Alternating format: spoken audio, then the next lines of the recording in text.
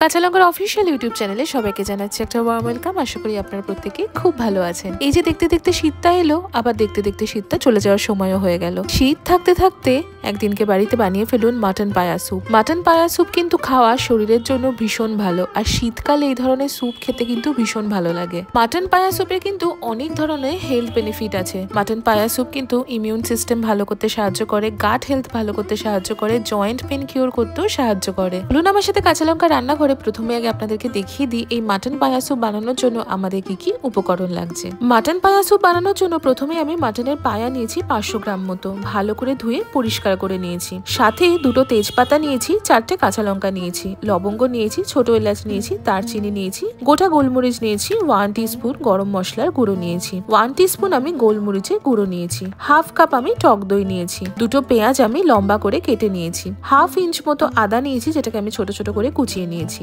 7 থেকে 8টা রসুন কোয়া নিয়েছি যেটাকে আমি ছোট ছোট করে কুচিয়ে নিয়েছি, 4টে লঙ্কা নিয়েছি যেটাকেও আমি ছোট ছোট করে কুচিয়ে নিয়েছি। সাথে আমি 1 টিস্পুন হলুদ গুঁড়ো নিয়েছি, হাফ টিস্পুন লাল লঙ্কার গুঁড়ো নিয়েছি, ফ্রেশ কিছুটা ধনেপাতা নিয়েছি, স্বাদ মতন চিনি নিয়েছি, স্বাদ মতন নুন নিয়েছি, আর নিয়েছি আমি ভিনিগার। আর সবশেষে আমি ধনে গুঁড়ো আর জিরে গুঁড়ো একসাথে মিশিয়ে নিয়েছি 1 টিস্পুন মতন। আমার কিন্তু উপকরণ দেখানোর পালা শেষ, চলুন এবার সোজা রান্নাটা শুরু করে ফেলি। মাটন পায়া স্যুপ বানানোর আগে প্রথমে আমাদের যেটা করতে হবে, মাটনের পায়াটা আমরা আগে থেকে ধুয়ে পরিষ্কার করে নিলেও কিন্তু স্যুপ বানানোর আগে আমাদের আরো একবার এটাকে ধুয়ে পরিষ্কার করে নিতে হবে, কিন্তু সেটার প্রসেসটা একটু অন্যরকম। চলুন আগে সেটা আপনাদেরকে দেখাই। আমি একটা বড় প্যান বা পট নিয়েছি, তাতে আমি আগের থেকেই 1 লিটার মতো জল গরম করতে বসিয়ে দিয়েছিলাম। জলটা ফুটতে শুরু করেছে, তাতে আমি ভিনিগার দেবো 2 to 3 টেবিল স্পুন মতো, আর সাথে দিয়ে দিলাম সামান্য একটুখানি নুন। এবার আমি একে একে মাটনের পায়াগুলো দিয়ে দিলাম।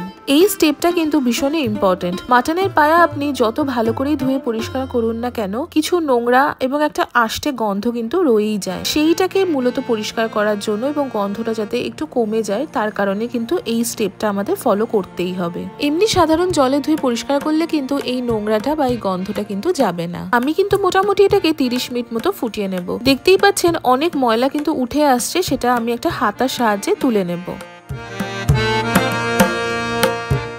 30 মিনিট ফোটানো হয়ে গেলে কিন্তু এই মাটন পায়াটা আমরা আবারও ঠান্ডা জলে একটু ধুয়ে পরিষ্কার করে নেব।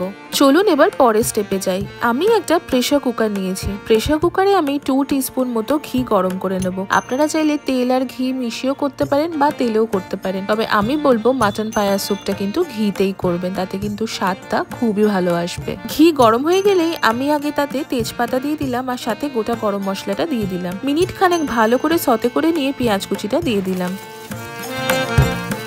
পেঁয়াজও আমি 2 মিনিট মতো ভেজে নিলাম। তারপরে আমি আদা কুচি, রসুন কুচি আর সাথে কাঁচা লঙ্কা কুচিটা দিয়ে দিলাম। উপর থেকে স্বাদ মতো নুন দিলাম, আর দিলাম স্বাদ মতন চিনি। সবকিছু আমি আরো 2 থেকে 3 মিনিট মতো ভেজে নিয়ে এবার গুঁড়ো মশলাগুলো দিয়ে দেবো। প্রথমেই দিয়ে দিলাম হলুদ গুঁড়ো, তারপর দিয়ে দিলাম লাল লঙ্কার গুঁড়ো, আর তারপর দিলাম ধনে জিরের গুঁড়ো। আমি গরম মশলার গুঁড়োটাও দিয়ে দিলাম। ভালো করে সবকিছু মিশিয়ে নেব। আপনারা খেয়াল করে দেখবেন গুঁড়ো মশলার পরিমাণগুলো কিন্তু ভীষণই কম আমি ব্যবহার করেছি। আসলে পায়া স্যুপ কিন্তু এভাবে খেতেই ভালো লাগে। অনেক ক্ষেত্রে অনেকেই আমি দেখেছি কিন্তু লাল লঙ্কা বা ধনে জিরের গুঁড়ো কোনোটাই দেন না, শুধু হলুদ গুঁড়ো দিয়েও পায়া স্যুপ করেন। তবে আমি সামান্য একটু লঙ্কার গুঁড়ো আর ধনে জিরে গুঁড়োটা ব্যবহার করলাম। গুঁড়ো মশলাগুলো ভালো করে মিশিয়ে নিয়ে আমি সামান্য একটু গরম জল ঢেলে দিলাম। এই জলটা আমি এই কারণেই দিলাম যাতে মশলাটা পুড়ে না যায়। জলটা শুকিয়ে গেলেই আমি গোলমরিচের গুঁড়ো দিয়ে দিলাম। তারপর গ্যাসের ফ্লেমটা আমি একদম লো করে দিয়ে টক দইটা দিয়ে দিলাম। দইটা দিয়ে ভালো করে মিশিয়ে নিয়ে আমি আবারও গ্যাসের ফ্লেমটা হাই করে দিয়ে 2 মিনিট মতো ভালো করে রান্না করে নেব। এবার আমি একে একে মাটনের পায়াগুলো দিয়ে দিলাম। যেরকমটা আগেই বলেছি, পায়াগুলো 30 মিনিট ফুটে গেলে নর্মাল জলে ভালো করে একটুখানি আবারও ধুয়ে নিয়ে পায়াগুলো আমি দিয়ে দিলাম। সাধারণত মাটন পায়া স্যুপ বানানোর নিয়ম হলো স্লো কুকিং, অর্থাৎ 2 থেকে 3 ঘন্টা ধরে স্লো কুক করে মাটন পায়াটা রান্না করলেই তবে খেতে কিন্তু দারুণ সুন্দর হয়। কিন্তু আজকালকার দিনে এতটা সময় দিয়ে রান্না করা কিন্তু সত্যিই সম্ভব নয়। সেক্ষেত্রে কিন্তু প্রেসার কুকারেও সিটি দিয়ে রান্না করে নিতে পারেন। নর্মাল মাটনের পিসের থেকেও পায়া সেদ্ধ হতে কিন্তু অনেকটাই বেশি সময় লাগে। অন্তত পক্ষে 12 থেকে 15টা সিটি বা হুইসেল পড়া পর্যন্ত কিন্তু আমাদের রান্নাটা করে নিতে হবে। মশলার সাথে পায়াটা ভালো করে মিশিয়ে নিয়ে আমি 1 লিটার মতো গরম জল ঢেলে দিলাম। এখানে কিন্তু জলের পরিমাণটা সবসময় অনেকটা বেশি ব্যবহার হয়, কারণ প্রথমত আমরা স্যুপ বানাচ্ছি আর পায়াটা সেদ্ধ হতেও কিন্তু অনেকটা পরিমাণ জলের প্রয়োজন হয়। জল ফুটে এলেই আমি চেরা কাঁচা লঙ্কা দিয়ে দিলাম। চেরা কাঁচা লঙ্কাটা দিলে একটা খুব সুন্দর ফ্লেভার আসে। যদি আপনারা কাঁচা লঙ্কাটা স্কিপ করতে চান সেক্ষেত্রে কিন্তু স্কিপও করতে পারেন। এবার আমি প্রেসার কুকারের লিডটা দিয়ে 12 থেকে 15টা সিটি বা হুইসেল পড়া পর্যন্ত কিন্তু রান্না করে নেব লো টু মিডিয়াম ফ্লেমে।